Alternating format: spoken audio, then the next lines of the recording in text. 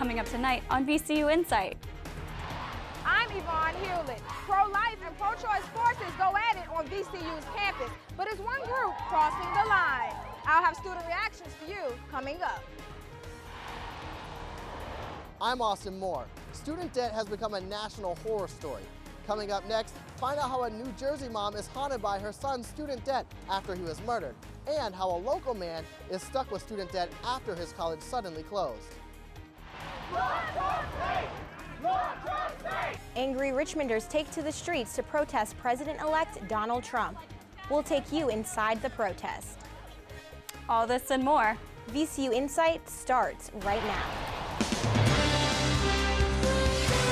From the Richard T. Robertson School of Media and Culture at Virginia Commonwealth University, named Best Student Newscast in the Mid-Atlantic, this is VCU Insight. Good evening and welcome to VCU Insight. I'm Sasha Jerome. And I'm Kate Conway. Thanks for joining us tonight. A controversial anti-abortion group sparks uproar on VCU's campus. Pro-choice students were upset and called the display unfit for university. You may find some of these images disturbing due to the graphic content. Yvonne Hewlett reports. Pro-life, that's a lie. You don't care if women die. Pro-choice students shout in opposition to a controversial display on their campus comparing abortion to genocide. The Center for Bioethical Reform's Genocide Awareness Project shows alleged aborted babies next to images of lynchings and Holocaust victims. Pro-choice students felt the images were too graphic for a college campus. Virginia Project Director for the center, Maggie Egger, says students are the perfect audience to target. You know, once somebody is like 40 or so, you know, their ideas are pretty much solidified. But when you're in college, you're still exploring and trying to figure out what you believe, so it's a good place to have debate. The Center for Bioethical Reform says they just want to have a conversation with students, but with controversial displays and pamphlets like these, some students say the issue has gone too far. Disgusting, despicable, actually evil. Like, this does not belong on one of the most liberal and diverse campuses, like in Virginia. Gloria Wazinski says discussing social issues is part of the college experience. We need to be challenged, we need to be tested, we need to really prove that we do have the information to back up certain viewpoints. Pro-choice students say they'll continue to make their voices heard. I'm going to be here as long as possible until they go. For VCU Insight, Yvonne Hewlett. It is unclear if the Center for Bioethical Reform will return to VCU's campus. The group does not publicize their schedule. The VCU Student Media Center on Broad Street had quite a scare on Halloween night when its plate glass window was smashed. VCU say around 9 o'clock on October 31st, a man walked up to the station's window and kicked it in. They were able to catch the suspect at the crime scene. Students were inside the building when the incident occurred. So I was ready to go in and I hear this like gigantic glass shattering sound. And I started freaking out. I was scared just being out here. And while I was sitting in and doing the show and playing the music, I did kind of feel unsafe about people walking by, especially because it was Halloween. Some students say they were shaken up, but there were no reported injuries. As the nation comes to grips with the election of Donald Trump as president, according to published reports, an estimated 2,000 VCU students took to the streets to voice their frustration at the anti-Trump protest. Tiffany Hill has more on this event. Anti-Trump protesters took to the streets of Richmond after the 2016 presidential election. People marched the streets in protest of the president-elect Donald Trump. Protest organizer Aislinn Figueroa said the group is just getting started with its marches and hopes that people understand their true message. We are trying to create a peaceful unity of people because Trump's campaign has really unleashed and unsurfaced a lot of suppressed hate and a lot of hate that has been growing and is alive. Students were able to stand up and share their feelings on the election. The march started here in the campus of VCU campus with a few hundred people gathered around listening to speeches made by VCU students. Protester Chance Welch thinks this is the most effective way to get their voices heard. So I think this is the most positive way to do it without hurting people, without putting negativity on anybody, but we need them to know that we're not going to let this stand. The organizers gathered beforehand to make signs and let others know about their protest. Figueroa wants everyone to know who doubts her efforts of her protest. who cares if someone says it's pointless? If there are people suffering, it's not pointless. People are going to suffer from future legislation that may be passed in his campaign, and it's important to let everyone know, especially our government, that we are here for people and we are a unity. For VCU Insight, I'm Tiffany Hill. The protests lasted up to 4 hours and marched from Carytown to downtown. In addition to the presidential election, Richmond also gained a new leader, LeVar Stoney. According to published reports, Stoney won 5 out of 9 council districts. The former Secretary of the Commonwealth, who wasn't polling well at the beginning of the campaign, beat out challengers Jack Barry and controversial politician Joe Morrissey. Stoney will take office in January. Coming up next, we'll tell you how a local business can help you get your deliveries in a way that is eco-friendly and fast. Plus, Richmond police and Southside church leaders come together for a day of food and fun. We'll tell you more next.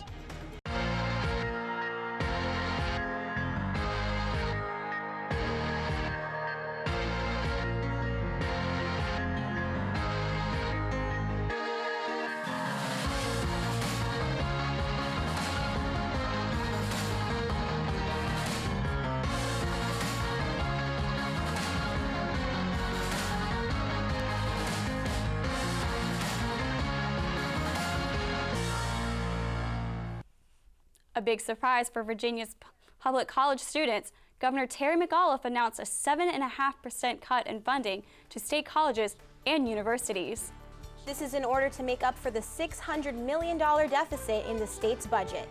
Tony Tucker has more on how these cuts could potentially affect college students in Virginia.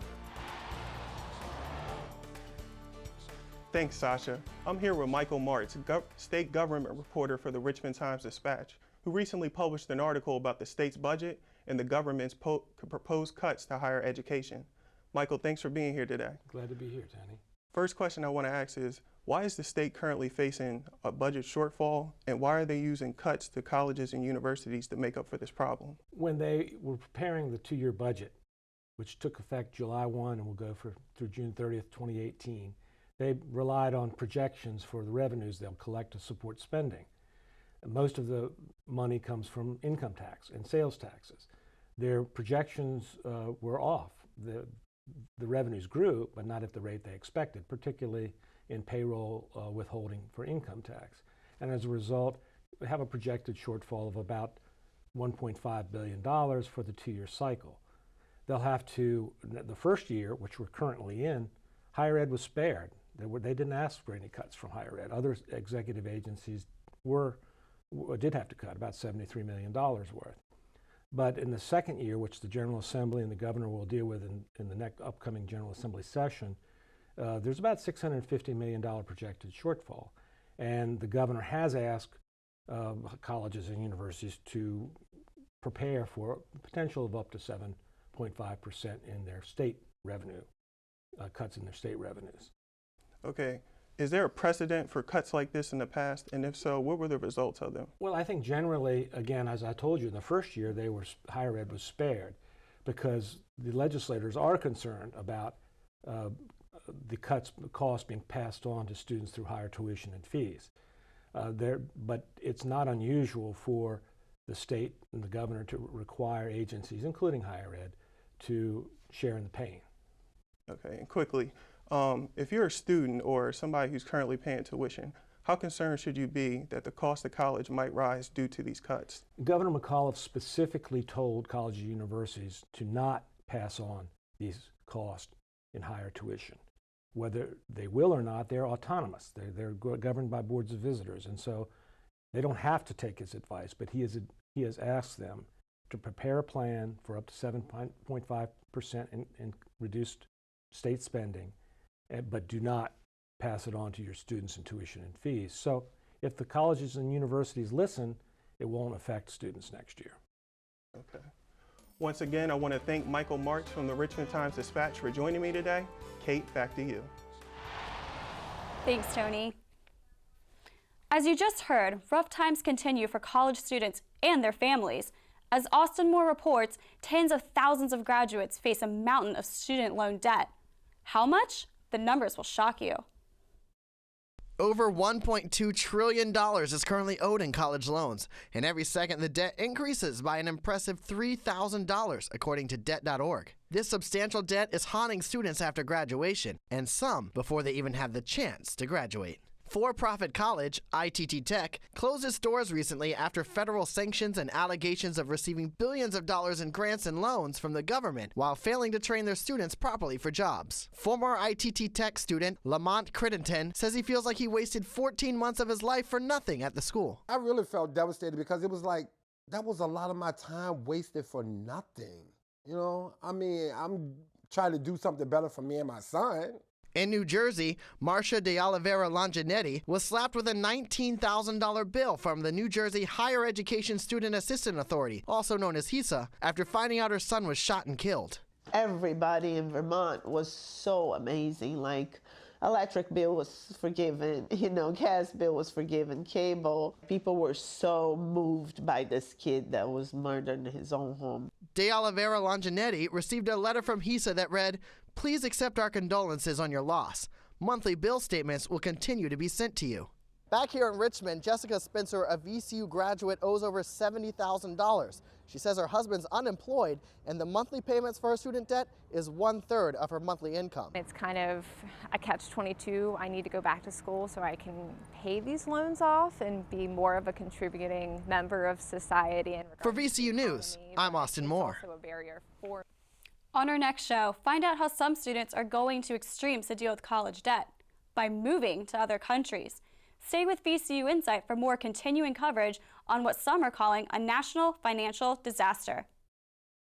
A popular award-winning Henrico High School teacher is being honored with a special tribute following his death in June. On October 20th, Henrico County School Board voted to rename Godwin High School's Specialty Center as the Todd Allen Phillips Center for Medical Sciences. Phillips was so popular that the name change was a welcomed idea. A collection of people, whether it's students, former students, family members, and colleagues, all sort of collectively had this idea that wouldn't it be great and wouldn't it be really meaningful if the center where Todd was the director was renamed in his honors. In his 13-year career at Godwin High School, Phillips helped coach the boys basketball team and won the National Honor Society Teacher of the Year award. Breaking stereotypes. That's what Richmond police and some Southside church leaders were hoping to do on November 5th while hosting their second annual picnic. And it looks like a couple hundred people agreed with them. Cole Smith has more from the event. Here on the south side at the Broad Rock Sports Complex, community and police leaders have come together on a beautiful Saturday morning to spend time together as people and hopefully improve relationships with one another in the process. South Richmond's second annual Faith Leaders Picnic is a now popular event for area citizens, despite it beginning just last year. Last year we did it, and we had about 150 come out, and it was a success. It was great for the first year, and I thought, all right, we'll just do it once, and that's it. But the event's founder, Lieutenant Flippo, didn't see what was to come, a tremendous community-wide plea to do it again this year. In our monthly meetings, our pastors are saying, when it's time, we need to do another picnic. So now it's going to be an annual thing. This year's picnic was free to the public and included food hot off the grill, a soccer tournament, and several public information vendors. All of this, Flippo says, Richmond police helped organize to show their community they appreciate them. Reverend Altony Foote Sr. says he and other Southside faith leaders have a message for Richmond police. That we appreciate them as well, and we want them to understand that we need this protection. So it's a great time, the way the country's looking today and all other distorted things going on. We want to make sure that we can shape the new year 2017 a whole lot better than it's been in the past. Leaders here say their mission for this event is to improve unity in the community. And with great food, fun entertainment, and a sunny day to come together, hopefully they're able to do just that. For VCU Insight, I'm Cole Smith. Police and community leaders say they are looking forward to organizing next year's gathering. Traveling by 2 wheels instead of 4 not only saves on gas, but it's also faster, according to one rapidly expanding delivery service in the city. Insight's Sasha Jerome takes a look how you can get food to your door in a flash. Richmond-based bicycle courier service Quickness RVA promises to get your deliveries to you as fast as possible. The company started in 2010 with only one restaurant and one rider, and has since grown dramatically over the years to now making deliveries for over 20 restaurants with 30-plus riders. According to Quickness RVA, their success is in direct relation to the rapid growth of the city. As the population becomes more concentrated, bicycles become a better way of making deliveries because they can maneuver through and around traffic faster than cars. Quickness RVA's commitment to sustainability, as well as working with local businesses, is an ideal that has been well received in the city, according to Jose Dialta, manager and creative director of Quickness RVA. Our mission as a business is to kind of even the playing field, is to be able to go up to local businesses and listen, or tell them, you know, listen, you can offer this extra amenity to your customers to, you know, kind of be able to keep them or keep yourself above, you know, your competition. Over the years, Quickness has made it their mission to provide affordable carrier options for local businesses that make up the local economy. Kevin Tiller, manager of Deep Run Roadhouse, says that their partnership with Quickness has benefited the restaurant because their commitment is unlike any other delivery service. I'd say the personality is definitely a big part of it. Like just having people that are friendly and happy to deliver the food matters a lot to me. Quickness RVA is happy that they have been able to connect Richmond city dwellers to their local businesses and is excited to expand with other partners. For VCU Insight, I'm Sasha Jerome. Quickness says they have already expanded beyond restaurants, adding 2 local grocery stores, a flower shop, and a thrift boutique to their list of delivery partners. Coming up next, Engage the Foundation interacts with college students and the community. Their motto is shifting the culture, and we'll tell you why. Plus, there's been a party-like atmosphere in Richmond all week as Homecoming took over VCU's campus. Find out what events had the city buzzing. We've never been very good at sitting still. Maybe that's why we built our campus in the middle of a city. Why we put our classrooms on riverbanks, in Fortune 500 companies, even on stage. At Virginia Commonwealth University, learning happens everywhere. What matters most is how you make it real. VirginiaAware.com says more Virginians die each year from opioid overdoses than car accidents. Last year, there were 801 opioid-related deaths in Virginia. Governor Terry McAuliffe launched the website last month to help fight the epidemic. The site is designed to support families of those suffering with addiction. VCU Insights' Yvonne Hewlett is in the studio with a guest who talks about his former life of an addict and how he plans to help others. Yvonne. Thank you, Sasha. I'm here with anti-drug advocate, peer counselor, and barbershop talk speaker, Jerry Lee. Jerry is an active member in the community, sharing his story at local barbershops concerning the effects of heroin usage. Jerry, thanks for being with us today. You're welcome. You go to local barbershops and you talk about the dangers of heroin addiction. Yes. What do you say to people? Well, basically, I'm a recovering addict. I was incarcerated for 23 years because of my addiction, and I allow people to understand the seriousness of your drug addiction. It could lead you to prison for 23 years, it could lead you to death, and it could lead you to a whole host of health issues, and that's pretty much what we tackle. Okay, and you call heroin addiction a disease. How did you become addicted? Well, I became addicted early on in life through peer pressure. And one of the things that I emphasized to people when I was coming up in the mid-'80s, late 80s, early 90s, it was a form of our Viagra. So we used it to enhance our sex drive. We used it to be the cool kid, whatever have you. And a lot of times you don't realize that these drugs grab a hold of your body and they become diseases to you. Because one thing a disease does, it takes control of your body. That's why I call it a disease, and that's how I got addicted to it. And what do you say at barbershop talks to prevent this disease from spreading throughout the community? Well, I try and employ as many people as I can to help me in the fight that know what we're fighting against. You know, the more people that can come through and speak their truth and allow people to understand that you don't have to go through this. We've been through it. Take a page, you know, out of our book, turn it, read it, do whatever you need to do and dissect it. Maybe that'll help you get off of it. And what success stories have come from barbershop talks? Well, I recently, from the last barbershop talk, I recently had a woman call me about her son. Her son was highly addicted to drugs. I sat down and had an intervention with them.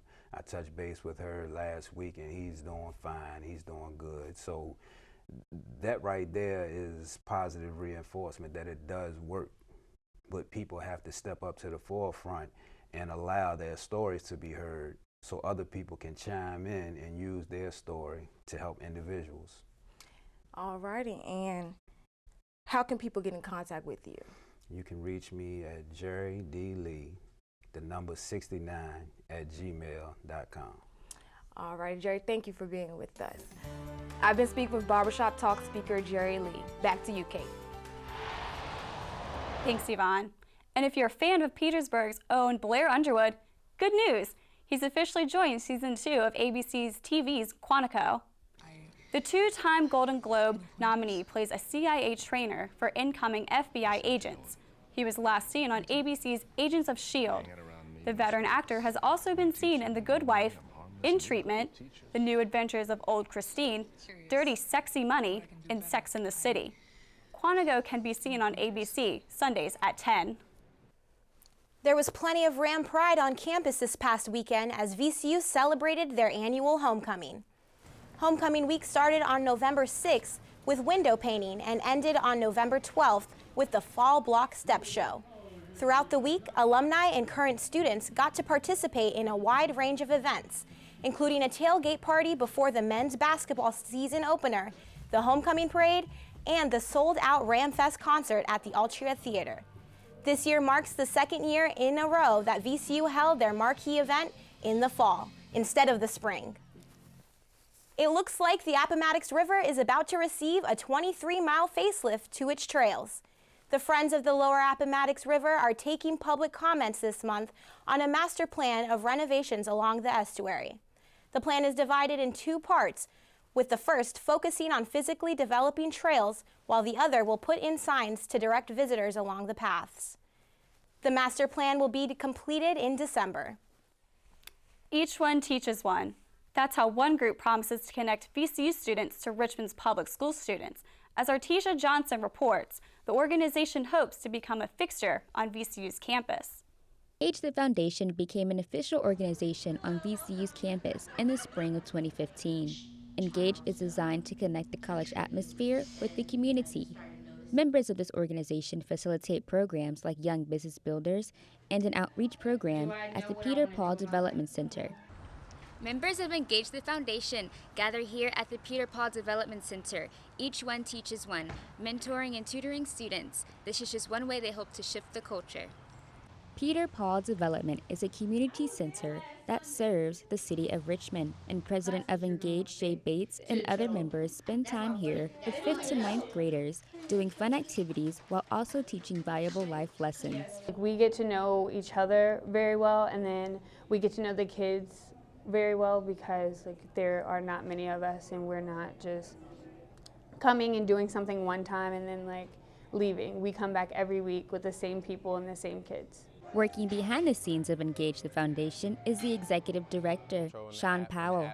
He handles partnerships and expanding the organization. The students are not only, gaining experience working with us academically, but they're also growing, individually as people, working with others. Powell says what makes Engage so different is that they are focused on millennials' involvement in society. Seeing the growth and development of people that have gone through our program is the one most fulfilling thing that I get out of the program. For VCU Insight, I'm Artesia Johnson.